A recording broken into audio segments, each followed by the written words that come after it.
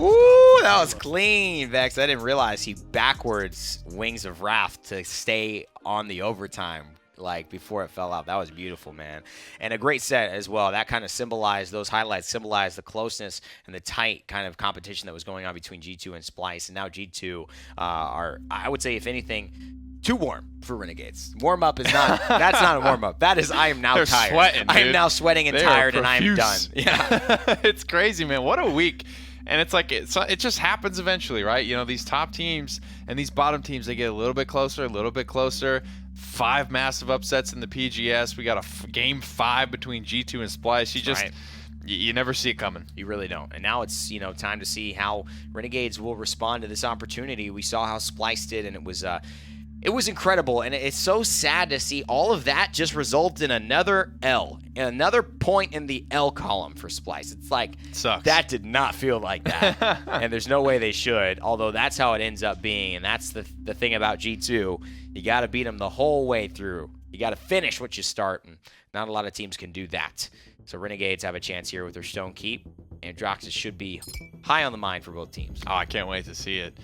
Maybe some Koga too. You never really know. We're seeing a little bit of a switch up. I was noticing from G2, Evil Eye playing the hit scan, and then Flame playing a little bit of the Willow there. I didn't necessarily expect to see that come out, but maybe after the loss against Team Envy, they want to just switch a little bit up. Yeah, I mean, and after the loss today too, we saw, you know, Dosips take the reins and damage over Flame Effects and put him off of things like the Cassio, the Leon, and actually put him onto the Barrack. And eventually they switched back, and there was that trust given again onto the Droxus. But you could see the development of like the conversation going on within the set and how G2 Esports responded to it. It was very, very interesting. I mean, you made the comment earlier, and it kind of makes sense at this point. You know, G2 at some point, you just want to pick something and do it, right? Somebody pick a role and just do that role. And it's like, it's a lot of this like flippy flop over here, over there, wishy-washy.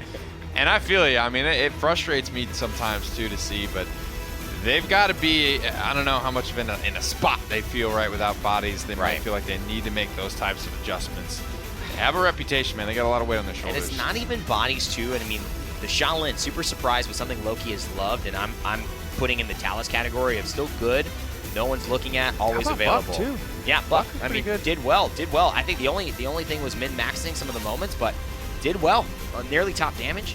Seems like a great flex for Shadow, crazy, because man. that's something that Shadow, I mean, he's got his Cassie, he's got his Willows, right? But if he has a Buck too, I mean, you can't really ban him out at that point. Into Willow. I don't know how you play that bulk up into Willow like that, man. Like, he made some mistakes, but he did it. When you don't have to worry about dead zone, you just get to go dumb with bulk up, Buck. Dumb. So what? I didn't have the audio, but tell me what was going on with the Making It Rain on Goremizer. You know, I don't know. It was a song, and it was a moment. It was a feeling. It was fleeting, and I'll remember it for the rest of my life. Hell yeah, that's all I needed.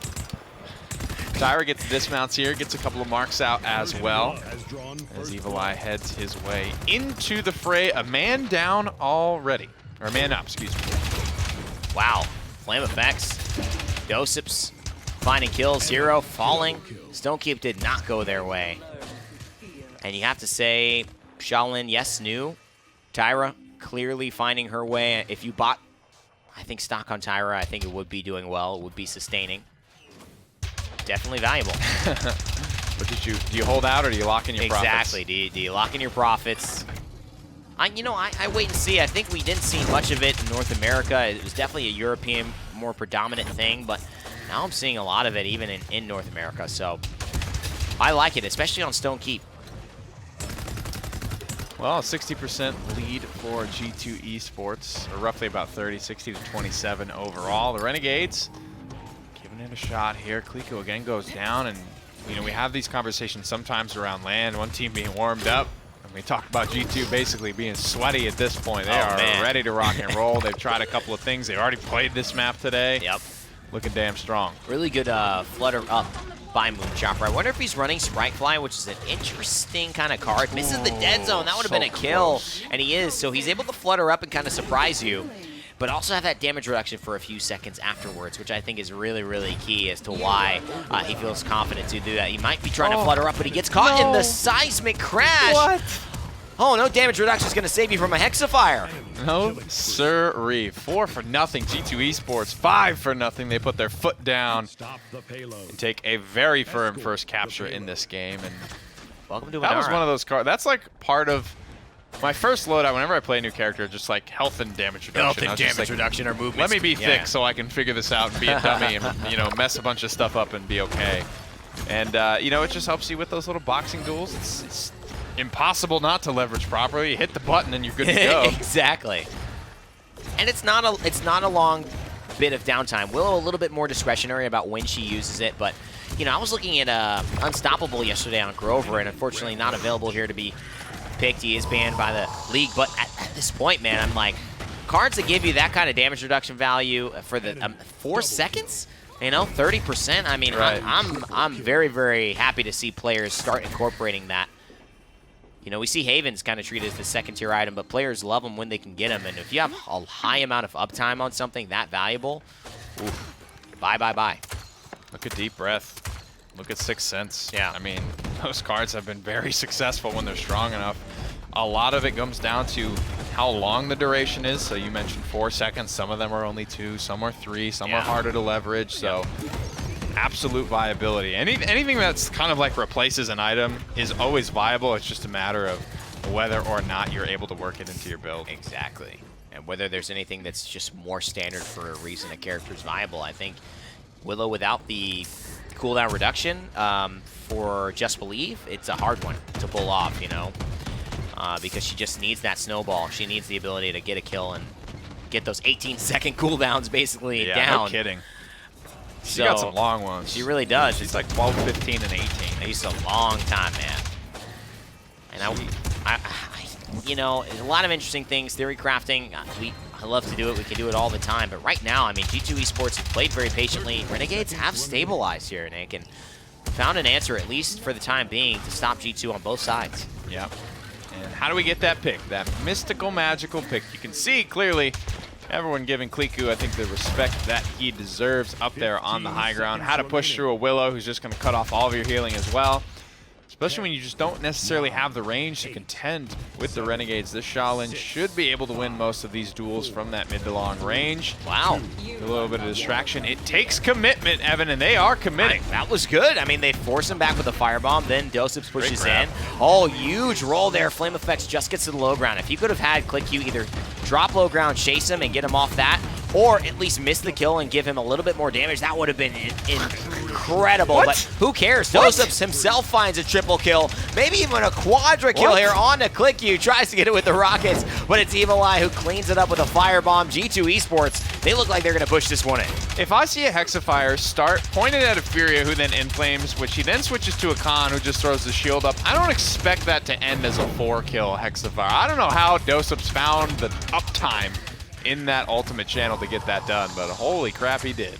And it's the thing that I was commending them before that even started was just Dosip's position. He just brought their attention. He just widened it up. It's so easy in Paladins when you have the horse blinders on. You can look down a hallway and say, I'm Khan, I'm Willow. I throw my shield, I damage amp you, and you shoot your dead zone there. But when somebody goes to your left and makes you say, oh gosh, they need some support, and then you have to leave that channel, that's where things can happen. And I just love the way G2 Esports committed off Cuscutie Seismic Crash. Dosips have been playing phenomenal, and Flame Effects, look at that, Nick. 8-1, 9-1, triple kill, looking much more comfortable on Cassie this week than he did last week, having a much better performance already, albeit Envious versus Renegades, the #1 team versus the #3 team. That's part of the conversation for sure. The young Cuscutie, or Vex 30, excuse me, doubling up on the healing charts above Furia. Vex has had a phenomenal day. And this is just a really bad point fight from Renegades. I love how Kliku tries to make something out of it, and he is going to find Flame Effects, but is it enough? Moonchopper here on the high ground. Yes, we'll find at least one more, and Loki will contribute to another, and the firebomb forcing them to the low ground. Evil Eye somehow staying alive. My gosh, Vex, 25 streak. I mean, he might even don't fight a Maldama in a gourd. Ooh, And he got the heal though. Nowhere to go. I mean, that's just still. I mean, he did the best But he could. again, I mean, it's like that Dosip's Hexafire. Evil Eye is in trouble there. How does he pull 2 kills out of that? That is what can happen if the Renegades are going to have any chance at this. And that's, you know, I mean, what Splice did so well at, they just made them pay with any mistake. And G2 Esports made plenty, which is why that went down. Renegades have to maybe just warm up themselves here. Their only set of today. Cuscuity going for the seismic crash, and it doesn't get anything, but it was more preventative in my opinion. I think that was a teammate calling for it, I think. That feels like, there's no way, he doesn't have line of sight really up there. I mean, they are a very communication-based team, and I think lack of hesitation was something we've always associated heavily with when Cuscuity has been playing the front line. He believes that's a very strong core of what makes a good front line. A good front line is when the plan is in place, you have to go, whether you like it or not, really, once the call is made. Right, you just do it. But right now, Renegades capitalize, and there's that mistake, Nick, and, you know, they're right there. And so this is the quality, the caliber of teams G2 Esports are facing. Guys that don't give an inch, like ClickU on the Con, like Hero on this Fernando. Moonchopper on the Willow has had its moments, but it hasn't been that kind of dominating factor. We've seen Shadow. Doe. Come on, bro. Be on that, and also I think clean it up. We've seen Ricotta, duh, be on that even in the set before. On the Koga, I wonder if that's what it's gonna take. That guy's got some aim, man. Just watching those replays. No, back he's again. fantastic. Whew, he can track. I mean, maybe it's that guy, those types of guys that just make Master of Arms work. I agree. I mean, I think that ain't me. I love Adrenaline Junkie. I'm Dashy Boy. Yeah, I'm Dashy Boy. There's Tracky Boy. There's Dashy Boy. There's Clawy Boy. What kind of boy are you? And there's Skewer Boy. You know? I haven't met any of those boys yet. They are a rare breed. It's the guy who only orders kebabs when you go out to a Thai restaurant. All right, fair enough. No pad CU. No fried rice. No curry. That's a man I don't want no part The kebabs. I don't want no part of that, man. I'll have 6 kebabs, please. You know what's funny? I actually did get the kebabs. Oh, it's you! I got those once. It was you. It was just once, Evan. It was always it's you. It's an appetizer. It's not a full commitment. I was just trying it. I definitely meant for the full commit meal, not the appetizer. Okay. You're completely fine there. So I've played Skewer Boy in Onslaught. Yeah, okay. It's essentially what I've done. Exactly. Nice try. Dosips almost gets back on, but ClickU really goes for the overpower here at the end of the round. Will it end up in a push, though? 30 seconds left. He's going to have to do a lot of heavy lifting still. Evil Eye with the firebomb. It seems like Khan is more than strong enough to do some heavy lifting. Yeah, I tell you what, he is chugging through this team fight, brother. He's got the skin for it. Battle Shout's a good amount of damage, shrugs it off again, but starting to run out of steam. Hero has to take the reins, I think, at some point. They all just get corralled by Cuscuity. They got stabilized there with the Hexafire, but Cuss is almost dead. Hero finds it, and now ClickU's still there. I think if they get Hero, it should be okay. But look at ClickU, man. 90% on that overpower. Oh, and Moonchopper fighting on an objective. That's huge. Vex again. Whoa. Save. That's the round. Look at it. Still happening, though. Loki in stealth. Vex has to make a crazy play. He goes for the heal, at least for Cuscuity. And there's Loki, who's activated the Heat Haze. I think this has got to be it. Viral goes down as well. Overtime is really going to fall down if just any of them take one step away. And that is going to benefit the defenders, if at all. There it is. Gritty, man. Wow, they all committed. Gritty fights there. Ultimates all across the board. What a round for ClickU, though. I mean, this guy's always been a big part of the Renegades. Winning or losing, he's in the conversation for sure. And he is making it happen on Con right now. He really is. He's a great Con player. And, you know, I think when they were flexing on a triple damage, a lot of times they would see Hero play Con and ClickU would off flex. But I like him on these front lines like this, especially Con. Into the Breach is a card he's heavily invested into, so with their testing of the Renegades, they found that this is a very valuable thing. And the movement speed, it lasts for 3 seconds, decent amount of time. Yep, close the gap or create the gap as you need to get in or get out as the situation demands. ClickU marked up, straight to the objective though. Renegades still with the comeback mechanic in play. It's a solid look. Grabs the Cassie again.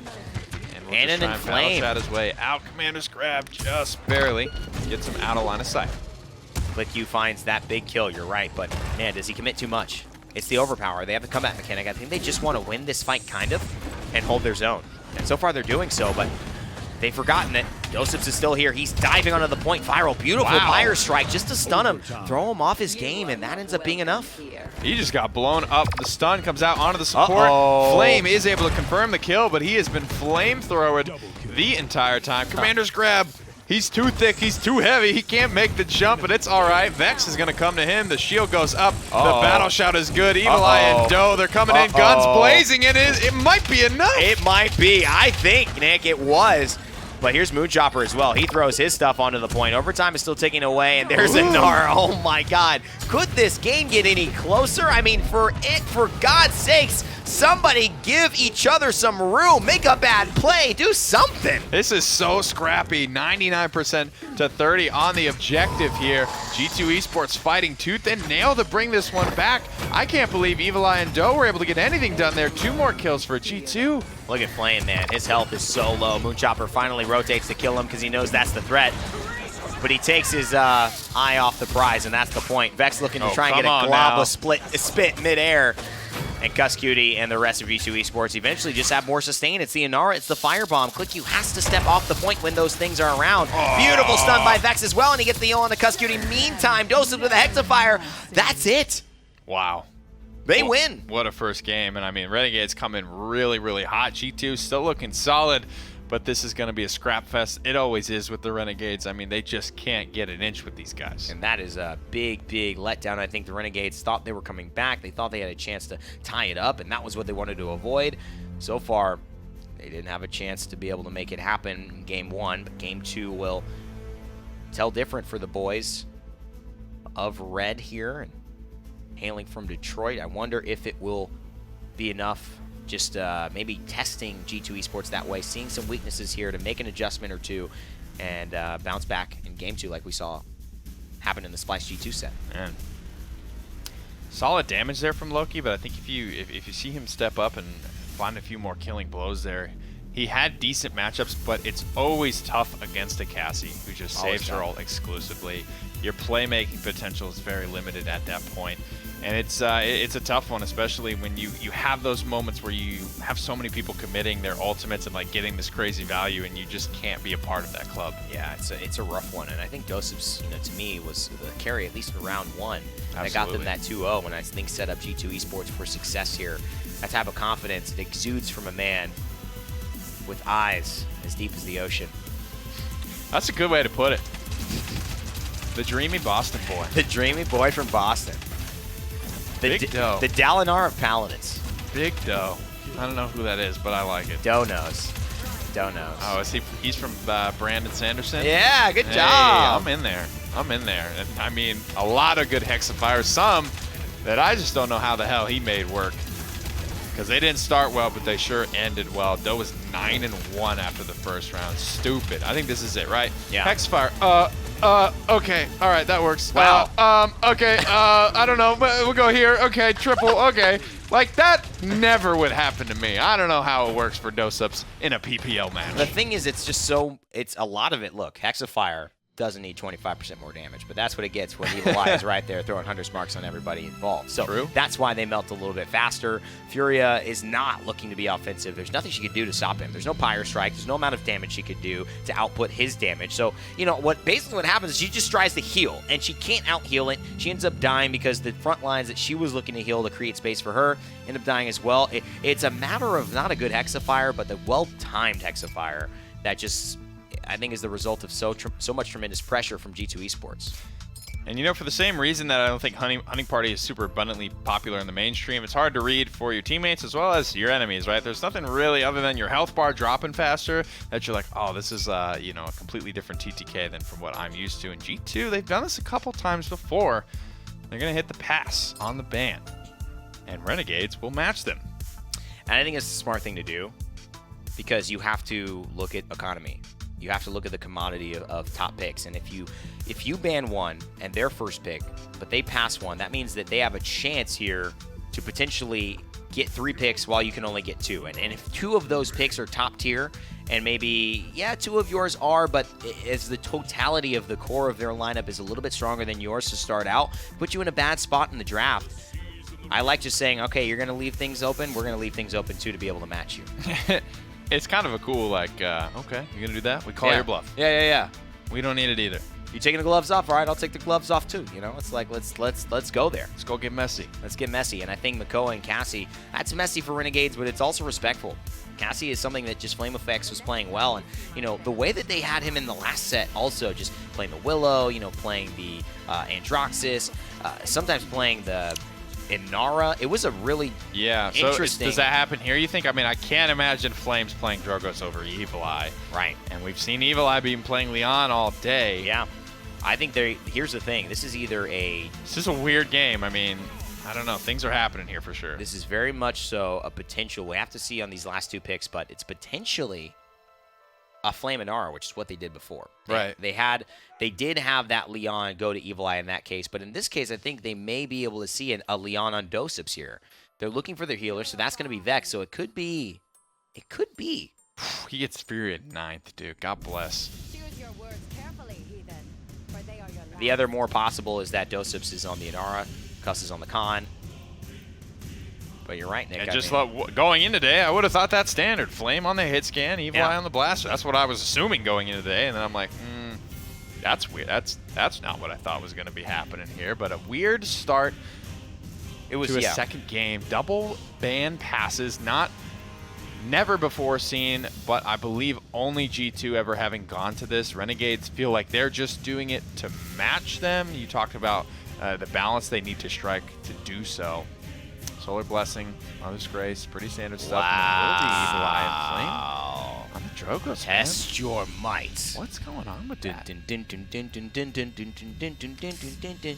I think Flame right now is really, I mean, it's not that we think he can't play Drogoz. It's just, obviously, you have a Master Drogoz player here in Evil Eye, and you're giving that up. And maybe that just means we trust you on the Leon. You've had such a great day, which is what I remarked on. So that might easily be where G2 Esports are at. Or they say, Flame, how you feeling? He's like, give me Drogoz, man. Yeah. I mean, everyone's got a jump shot, but whose is better? Who gets the ball here? Flame. He's got the opportunity. He's got the rock, so to speak. What's he going to do with it? I mean, that's big shoes to fill for sure. Drogoz these days combustible. Maybe they just have him stay safe in the backline. You know what I mean? This could be big. Fire Spit could have made that even bigger. What was that? He doesn't elect to use it, though. It's just total and utter collapse on the high ground from the Renegades. And maybe it's just like, I don't want to displace this fight too much. I might actually do more damage than good because my whole team is there collapsing. Let's just keep them where they are. Yeah, perhaps. It could be that kind of a play, or at least that kind of consideration. He has the CC immunity here. Dosips, I actually thought would be on the Inara, and Gus Cutie on the Con, but Dosips doing his best Click You impression here with the American skin. Working their way through the Fernando shield. It's buying a lot of time in round 1, though, baby. Grab him. Time for the Renegades to get in here. Commander's grab. Snaps him up 1-4, and he gets the heal too. No way. He lives for so much longer than you give him credit for. Dosips today on fire. And a great wall as well from Gus Cutie, just to stop the contest. You know, Hero was there, but the wall made it impossible. He would have had to go around and to the left, and he just didn't have time. He would have been late for work, and at that point, you just give it up and you say, I'll grab the crappy coffee here rather than stopping by Starbucks or, wait, that's crappy coffee too. I don't know what to do. I don't either. I don't drink coffee. I have nothing to add. I trust trust you, though. Yeah, I mean, Starbucks is just not it's your, you know, what, I don't know what you say. It's vanilla. Sure. It is what it is. It's not great. It's not horrible. It's probably not bad It's either. not bad. It's just like not, you know. You know the coffee guy. There exists a guy out there who's like... Is it like the craft beer hipster? Oh, yeah. It's that guy. Oh, okay. You call that good beer? Yeah. Yeah. There's that guy. There's it. And there's a lot of them for coffee because, you know, it's huge, but... But are they white women or hipster dudes? Well, they're everybody, dude. I mean, coffee is so big, man. It's one of those sleeper things where it's like, it's actually an addictive drug that we recognize, that we all just say, that's okay. We'll just do this all the time, like 3 or 4 times a day, and then we're all just in agreement that this is cool. This is okay. Yeah. We'll have to see if G2 are okay. You're mine, little man. The chopper gets ripped off the high ground. Still alive. But soon loosed. Oh, Staying man. very healthy throughout all of that, which is incredibly surprising. Not many Tyras get overpowered by Khan and live to tell the tale, especially late on Serpent Beach pushes. Yeah. A little sky spray as well. I didn't know Moonchopper for a sky guy. That's just a great spray, I think. It is. I think it's one of the better ones. For Great sure. skin, too. I mean, great spray, great skin. And HG. one of the earlier ones to be that good, I think. Right. You've got Pumpkin, holds up, Troublemaker Eevee. I think Yeah, that those are holds some up. OGs. Obviously, God of War, Fernando, but not many people have that. That's a rare one, and that is one's a gone. good one. Yeah, I need more Smite Paladins crossovers if you're listening. dude, real talk. Design. I could what be got down. me here. I know. I mean- we are the ultimate Smite Paladins crossover. We love it. Love my Makoa, too, though. Turtle Dad coming through, swinging for the fences, but it's Solar Blessing, and he's gotten through that first half of the HP about 3 times now, and he still hasn't learned his lesson. Dosup's still looking Grab healthy. him. Grab him. Not even going to do it. Later. I love the Tyra pick, and that is something that if Khan is allowed, Tyra immediately loses some of her efficacy because there is no dash back. There's no roll on. There's no CC immunity at all. She's just off. But I hear you, though. Commanders grabbed that Fernando shield. Yeah, what was It's that? like a 15-second cooldown that you just scoop. And you just move And- them away from the payload. Where are you, like, at that point, if you need to get out as Khan, Commander's Grab is not getting you to safety from that position. Splitting hairs, Dosups. You're still doing great. 4-1 and 6 here. Never surrender, plate mail. Pretty much the same cards, just different levels. Different strokes for different folks. Damn near top damage. But, Cuskootie, got to talk about that as well. 36K on an aura. Yikes. Is he just beating up Kliku and Hero this Is whole he time? running Wrath of Stagala? I'm just Nah, kidding. he should be. He's not. Early rejuve, but that's G2. That would be the ultimate style. Don't give him an idea. Don't give him any ideas. 6 streak here. G2 Esports as well as Envy have both seemingly put Renegades in their place. And this is a season where we were expecting Renegades with Moonchopper already kind of being a part of the squad for long enough. Flick, you kind of coming into his own continually to be able to mash these teams, if not best them. But it's been Splice that have been the surprise. 1v4. What a beast. Incredible. Khan just chipping him down. Space for the Dragon Punch. The Renegades have to run. The Dread Serpent, but for he ran out of juice. Hit it. Flame gets the big heal, though, and that's the thing, though. Vex is getting so many uncauterized heals off in these fights that are buying just stupid amounts of time. The Fire Strike comes down to make sure it's all locked in, and G2 100-0 with not even really winning that fight. And that's the thing. I mean, it's a 3-0. There's no comeback mechanic. That's 2-0 in their favor. That is a strong win. And this is just showing how I think maybe many teams are not equipped to deal with this past ban thing. I mean, Inara Khan, Drogoz, Furia, Leon. I can't think of a more unequivocally top tier Holy crap, dude. lineup. That's actually pretty insane when you look at it. I mean, and you look at Cassie, Tyra, Makoa, Damba, Fernando. There's some question marks in that one. Like, Yeah, Tyra, question mark. Fernando, question mark. Right. Tomba's fine, but he's not like, yes. Yeah. And they grabbed him first. They Right. got Fury at 9th. That's- So maybe it's just a comfort thing for Viral. He was like 0-11 on Furia, so you can't imagine he's feeling good about what just happened. Right, man. And you know what? I think it also is just they see the Inara maybe, and they think, or they know the Inara is potentially there, and they think, huh? Ooh, Naradamba can't let that go. Can't let that go, right? How about Solar Blessing, my dude? I know. It seems even worse. I love this little rock. Everyone has figured out that if you do it right, and I'll repeat, if you do it right, you can get up, but super hard. I still can't do the Bright Marsh jump consistently. Not reliably. So, yeah. Not as fast as, because that's They like do it so perfectly all the time. I'm like, what the hell? You guys just spend a night?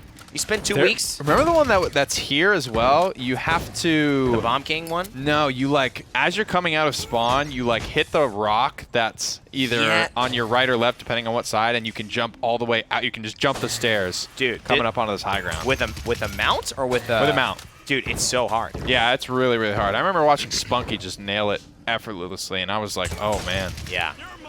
And that's that should be a lesson to you kids at home, folks.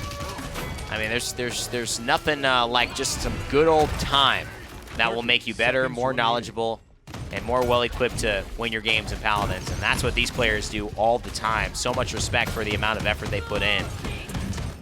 And it's so much respect, nothing but respect for my two-time. Exactly.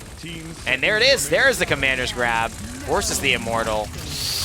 Must not have Wrecker, because that shield blasted. Doe is trying to stay alive here, but boy, is he under the gun, quite literally Moonchopper from the high ground. They got to contest this payload. They're running out of juice. Cuss Cutie, top damage in the game, or damn near about it. 36,000 at the start of the round. He's got bigger problems in his face. Man, I mean, this Makoa, ClickQ melted way faster than he thought, and that Solar Blessing Inara, ain't that the worst thing in the world to see? The only issue is that it's a little too far from the payload, and the Ancient Rage ends up getting what it came for. A defense for the Renegades, and still a chance to win this game. I mean, despite that being like a 10,000 damage Ancient Rage, you rarely see a Makoa hit every single swing onto non-shield targets and not get a kill. But there it is, Cuss Cutie, the thickest of them all. The most beautiful Stone Warden at the ball. Beating Drogos, man. A combustible Drogos on a map like this. That's what I'm saying. Who is he beating up these whole, like, who is he smacking this whole round to get 6 or 54K? Because you're thinking Hero's got to have the shield up a lot of times, just being aggressive. Exactly. You're thinking ClickQ is like, it might just be both of those boys just going back at it. Going to the back. But then Kliku's got only 49K, and he just farmed about 10,000 off that Ancient Rage. That's true. So I'm wondering. Let's find out. Cuss Cutie, who are you bullying this round? Well, it's God, what? Loki to start. Beautiful wall. ClickQ tries to save his buddy. That flank goes incredibly awry. And consider so far, the needle threaded, my dudes. Consider the needle threaded. That's insane. I think Cuss was happy to get kind of whoever in that moment. I agree. But it's good to PogChamp when you can. PogChamp wall. That's the most poggers wall. Man. Honestly, he's had a couple this game that have been pretty damn on point. ClickQ Not going physically on the point. Right, but like right. Really effective. Really perfect. Moonchopper, he sees exactly what Flame Effects is trying to do. Just one Dragon Punch onto an Ancient Rage Makoa would just do wonders for your damage. You'd beat Cuss. I heard that. Inflame, Solar Blessing, Dosups. The privileged child in the corner with everything he possibly needs from the support. Loki finds 3 out of oh my goodness, double kill, but the front line is just gonna go ahead and say no more. Look at that. Doe and Cuss left standing. That's awesome. Against all who would try to take away their objective, and that is that's a statement for the ages there. North America continues to be G2 and Envy's world unless Renegades have something to say about it. Splice, man, they made a hell of an argument. They just tripped up on the final closing statement. I wonder if Renegades are even going to start saying anything, because right now it has just been all G2 Esports controlling this game. Fading fast for certain, and it's not even really a problem of damage for the Renegades, right? Maybe it's just the map control coming through here. The use of the cooldowns, I noticed a lot of uncauterized heals getting off. There is a very sort of delicate balance between the, I was calling it the holy trinity of healing earlier, Nara, Leon, and Willow. G2 had 2 pieces of the puzzle, and Renegades didn't have any. I don't believe Willow was banned either, right? So it was just something that was completely overlooked, and a lot of healing coming through from Vex. And Flame Effects did a great job also just being able to control this combustible area denial with this fire spit.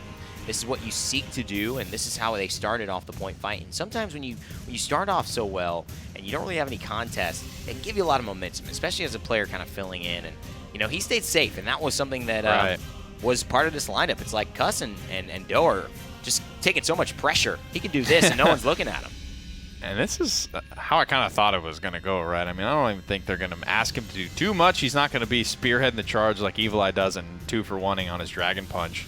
I don't even really remember a Dragon Punch that landed, to be honest with you. Right. But he just sat in the back line and sort of landed the fire spits. That's the Inara, man. I mean, to me, talking about a front line whose stock keeps rising, it's the Inara. I just see her beast like no one else is doing that. Yep. And no one else is able to fill her role. And I think that's what's making her such a hot commodity here.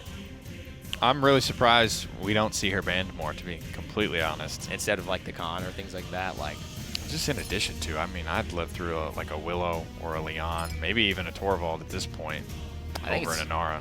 It used to be Terminus that could sort of fill that role. Now it's like, who the hell? I don't know. Someone with a Solar Blessing, maybe? Yeah, I mean, there's the Khan, and there's the Inara. The Andro, banned by G2, so the Drogo's given to Renegades, but the Willow is open. So it's Makoa, Furia if you want it, Makoa, Willow. Maybe Makoa, Leon. You probably don't need the Willow because you know that they got the Drogos. They won't pick that up. Yeah. And I think Willow stock falls when Inara's not in the game, and then Leon's stock falls when Willow's not in the game. Cause, you know what I mean? Like, at that point, you may not see either of them. Leon's pretty plug and play. I wouldn't be surprised to see her. But it's funny to watch the focus just be completely away from those champions at this point. So there's the Cassie. I like this from G2. I think this is comfortable for Flame. Evil Eye can flex. Still, I mean, anybody on that team can play the Cassie for sure. And Makoa and Fernando, it feels like Cuss and Doe are finding their rhythm today on just being on aggressive or at least like dominating type front lines who demand attention and respect, piloting them well, being a problem, and forcing Renegades to turn their attention away from the objective or towards the objective only, giving Flame and Evil Eye some room to play. The early Maldambos from Renegades are kind of questionable for me. I don't know if it just warrants the value, right? I think Cuss is content, or Vex is content to play either. Right. He would probably prefer the Furia, and if he's getting this Furia for free late in the draft, having an impact as well. It's weird. It is weird. It's a little thonkers.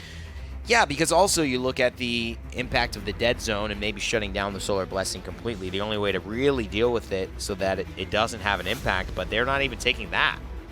You know, they don't even take that away. Follow the scent. I mean, 90% cauterize is going to turn that into a 600 health heal per second. Still like the best in the game. Still illusory rift. 3 times more than a Maldamba gourd, essentially. So 75% anti-heal. Who cares? Moonchopper's got to carry and carry hard. Click you on the ruckus. He's betting a lot on this champion to be able to turn the tide in these front line and flank battles. Vex is going for Cherish. It will be Cherish this time. No Solar Blessing. Not that it doesn't work. I mean, I think the Inara is better and Khan as well to be able to take advantage of it. I think, yeah, when you're playing the point, when you've got 2 frontliners like Fernando and Makoa that are going to be running all around, no one's catching those beams. You got to have a point frontliner, I think, for Solar Blessing. And this is a rampage. Makoa. Oh, my God. I love that, man. And he just goes in the shell spin, knocks up a little boop on the Loki. That's the Hawk and the Loogie on the target while he's down. And then, and then Dosips as well, following up so well. Oh, man. Almost thought Torvald was in the game. Then I realized the Light of Dawn from Furia and those little shields making the difference here. 63% and counting. Can Moonchopper turn this around with some big Drogos plays? I think that fire split just clipped some collision there. It didn't end up popping off. 84-0. Renegades got to find a response and fast. G2 Esports starting to come up on about halfway. Some of their ultimates, jeez, man, when those Pyre Strikes are landing, what can't you do? Vex is so good at it, too. It's been all day he's been hitting these Pyre Strikes onto enemies. And it's like, you know, I think that's a real big part of his arsenal. And sure, Cherish, you like that a little bit better as far as the 1v1 matchup. Or maybe you're sending a few more flanks out there and you want more just guaranteed healing and to know the direction of what your Pyre Strike is doing. Not for utility, but just to absolutely create space and be aggressive on the front line. I don't mind it at all. Yeah, he's been pretty crazy on it. And being able to use those entirely offensively now because he doesn't have to throw them out for healing whatsoever. It'll be cool to watch him do it, right? It's kind of the same thing as the Maldamba Sun. It's that skill cap. It's what's going to make the great Furious separate from the good ones. And it also may just be saying, I don't want to count on this healing because I feel like Click U is going to be trying to go into the back line and just overpower us, right? Overpower me. And yes, Hexafire, I can't deal with that, but in a general Ruckus way, I can deal with him. I can stun him. I can buy myself time to Wings of Wrath away. He's going to be an easy enough target. And again, when you don't have a point frontliner, it's easy from wherever you are on the map to be able to just throw a Pyre Strike towards the objective, and your tank can pay attention and catch it. At this stage, I don't know how you communicate a lot of those, you know what I mean? I think Cherish is just easier, and the frontliners don't have to think about it. They don't have to stop what they're doing to get that.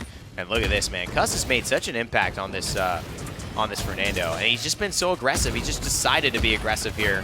And this is obviously, as you know, the way Fernando is meant to be played with these cards, with Scorch. But again, it's some of the execution choices that he's making. It's just the right people, the right time, the right moments. Renegades have no answer for G2 Esports today. Absolutely none. No. The way that Barrick died makes me laugh. Laugh at my pain. Not because it's Barrick, but he's a funny little guy. Durfin and Dwarfin around, and Durfin and Dwarfin. You know, you got the aggro frontliners, and you got sort of these. Honestly, Barrick and Ruckus are sort of in the same category in terms of just offensive capability, right? Tinkerin does a lot of damage. Ruckus does a lot of damage. Right. Fernando, Makoa, Ash, not necessarily. They're more just kind of bruisery, brawlery kind of types. There are warriors, having both of those high-octane, high offense front lines, it's a little bit weird to me without anything to spearhead a charge, to make space or control. It's like, who starts these fights for the Renegades? And that's where I go back to the conversation we had on the desk, and it was Renegades need to find a way to not make these weird drafts to where they kind of don't have a even footing against G2 Esports. If they can do that, they're going to be successful. But, you know, you're right. I mean, there's just a lot missing, it feels like. And you look at this front line, Fernando Makoa versus Barrick Ruckus, and I think everyone gives that to Fernando Makoa. And the Ruckus kind of has to outplay. Barrick kind of has to really outplay. I don't know, man. Looks rough here. Dread Serpent. This is where it could start, but beautiful Immortal. Eyes in the back of his head. It's coming. Eyes in the back of his head. I don't know. Oh, how mama. else do you get it? Ow. The ball from downtown. He's on fire. Disrespectful. He's on fire. And Flame Effects got the last kill. This is looking a little over. He's looking a lot of over, Nick. Yeah. G2, man. Whew. Well, I mean, how can you do it? They're already sweating from round one. I mean, this is like unfair. You know, the paces Splice put them through made them not only, you know, examine their own gameplay, it made them examine their soul. They were just like, man, who are we as people? I mean, it got deep. Like, they've done some self-discovery here, and Renegades show up like, all right, who's ready to start? G2's like, join us. We've got so much to tell you of our journey. We were born in this, brother. I've been born again. Born in the fire of battle here. Flame even doing well on the front line, you got to say. Yeah, it's Makoa, and I like it. He can play aggressive. Hard not to run away with a game like this, though. Yeah. I think a lot of people would look good in this situation. Absolutely. And Cuscuty's just been on point. I mean, Fernando's very simple. A little nutty today, but that's what we've come to expect from him in just that one split of him as main front line. I mean, he's really, really shown us something. Yeah, and I mean, I like Vex's Pyre Strikes. I mean, we've liked him all day. Guess who's been so quiet, man? Loki. Loki's, haven't seen him at all. But is it about how we haven't seen Loki, or is it more about how, you know, Cuss and Doe have shown up here and the changes they've made, the struggles they've had? I mean, a G2 Esports 2-0 today, if you look at the games, if you look at the paces they had to go through to get that, that's a hard-fought 2-0. But they got it. Quick, man. I don't know. Not a lot left in the Renegades tank, I think, in game number 3. And the gas just still pedal to the metal for G2. Well, that's going to do it for this set and the end of the PPL this week. North America goes the way of G2 in the doubleheader. Although Splice put up one heck of an effort. Renegades a little bit less so. But it might have just been the fact that G2 Esports were so on point after what they had to go through to get there that it was really not a fair contest. We'll have to always just talk about that and maybe speculate a little bit more in our show. But let's take a look at the standings here for the region as North America will have Team Envy and G2 Esports tied, although Envy getting the better end of G2 earlier on. And Europe has Not As Sincere winning at the top, and Fnatic also in the same position as G2 Esports. Pretty similar across the board, except NIP finding 2 wins. I like that it's a little different, though, because it honestly has had a lot of kind of a scary amount of synergy and similarity between the two regions, so it's good to see them kind of jumble up a little bit. Absolutely. Well, guys, if you want to see more of this, you want to see these players in action, ask them, hey, you know, remember that week, you know, September like 15th, why you guys like played that way again? You can go ahead and talk to them at highresexpo.com. Assuming they get there, they're still fighting for that, and that's what makes these games important. November 16th to 18th, go to the tickets and highresexpo.com to be able to buy not only these, but then check out the after-party tickets and see if you can grab them. It's hrxafterparty.eventbrite.com, and that is only $50, but a great time. Gonna be one hell of a weekend, man. I definitely prescribe the after party to put the cherry on top of what is going to be a great weekend at DreamHack. Absolutely, guys. So don't go anywhere. We'll be right back. We've got Gather Round coming up to discuss all of what happened today in North American PPL. So see you all in just a second.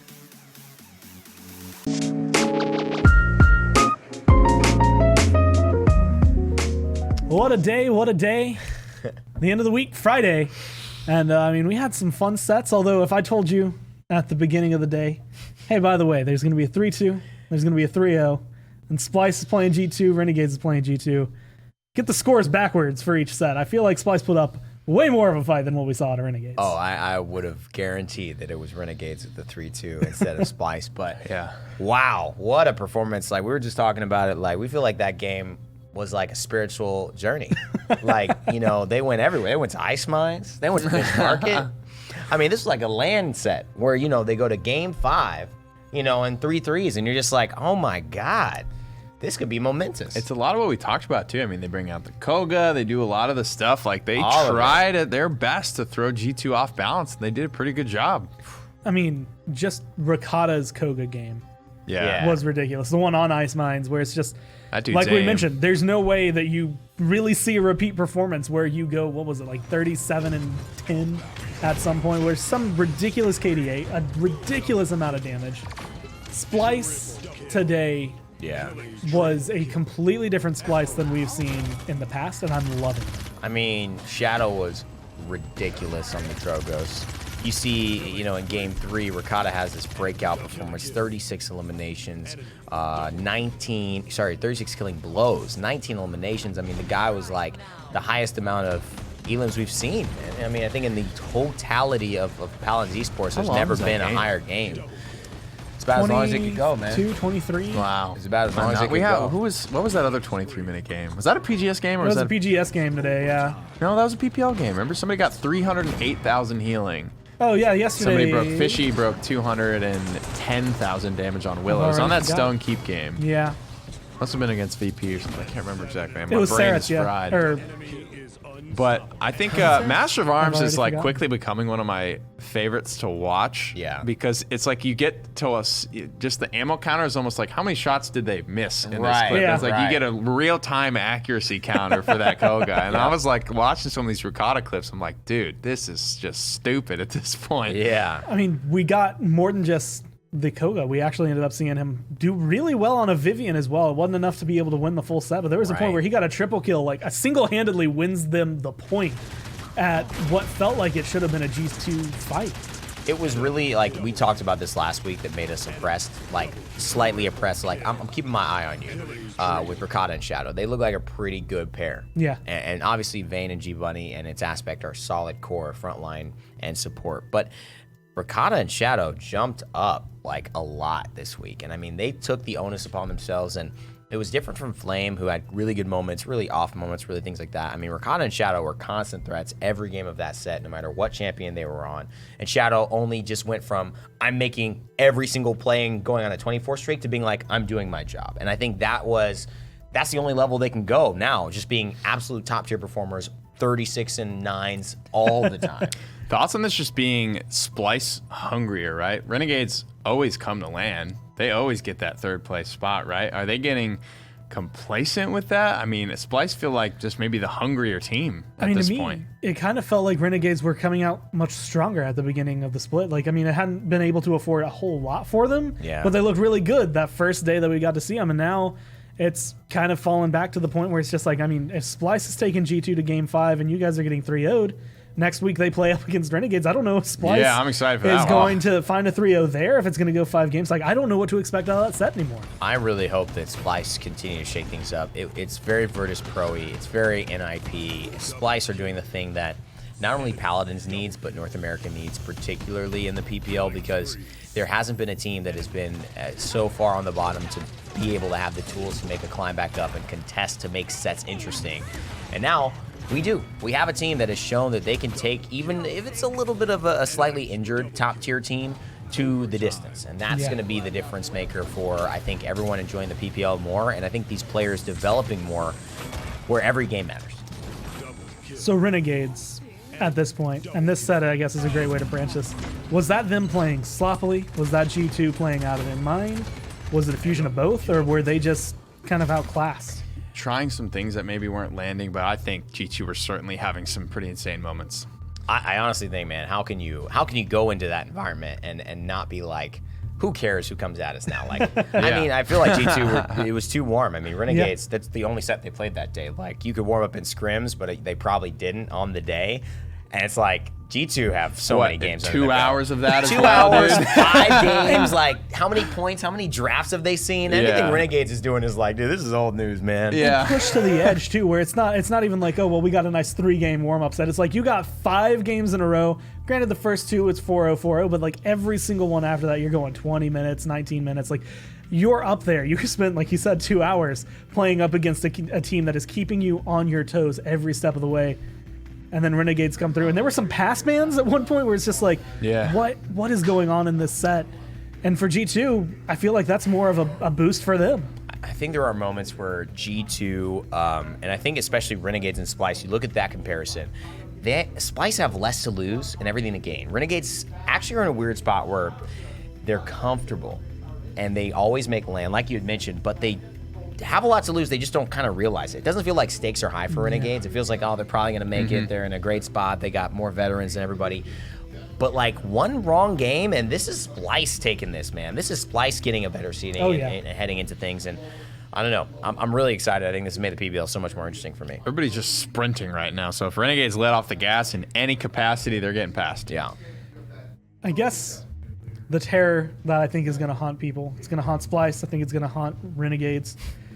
Vex playing Furia throughout this, like today, has been phenomenal. And getting for it them. like 9th. Yeah, it's not just like Inflame happening, but he's being able to pick up triple kills. He's being able to pick up a lot of pressure in terms of that. We saw a point where he Wings of Wrath back onto a point to get overtime. Beautiful. Like there was just so much that he did on this champion that it felt like second nature as well. I think that is something that, I mean, if again you look at one of those games, if Vex doesn't have the performance on Furia, he does. Splice win it, and they make such a huge difference in the set. Do you think this is something like G2 are going to organize themselves around, or is this just Vex being good? It's just, thank God, right? That's all that G2 are thinking. Thank God we have someone who we know is going to have our back. I think that's all Vex says to that, and that's what you need your support to say. It's the stuff that, like, the confidence, you don't know where it comes from, but it's because, you know, maybe you have a strong person, a friend who believes in you. Maybe it's a parent who's always got your back, always giving you confidence, and you have it. That's what a support can do for Paladins, and that just means the difference when you walk into a room, into a game, into a conversation. Like, I got this. I think not needing to focus on Vex in the draft is what makes Vex so strong in the draft. That no matter what it is that they have to end up putting it on for the composition, whether it's the Genos or a Dombo or a Fury or whatever he ends up getting, he's going to do all the little things right. He's going to hit that snake toss. He's going to hit that pyro strike. He's going to crush that time and space, and he's going to make a big impact on the game. So after week 2, are there any things that are standing out to you outside of Splice who are looking phenomenal? Any other teams that are kind of maybe making that segue? Just excited to watch NIP climb a little bit more. I can't wait to see how high that goes, how high Virtus Pro can climb. Everyone that's climbing right now, this is just an extremely exciting time because you hit those moments of those splits where it feels like it's stagnant. It feels like you just know the outcome of every game. We thought that you might be watch this it. week. And this We thought that was this week. Yeah, we talked about that a little bit, and it just flips the table, man. And this is why you do it, man. This is the most exciting time in the PPL. Yeah, Virtus Pro for sure, and I think Moro for my eyes are on Splice. I mean, they have all got my attention, and sometimes, you know, in a league with so many pros and veterans and great plays, it's hard to do that, but I am just completely interested in everything that they're doing from now until their next game.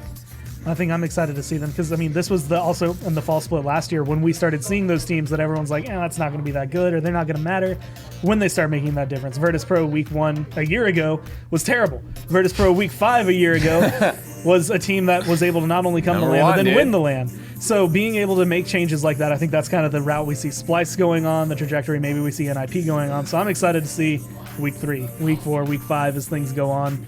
Have there been anything, I guess, as final thoughts for this week that is standing out, something that needs to change, something you need to pick up, or is everything just running smooth?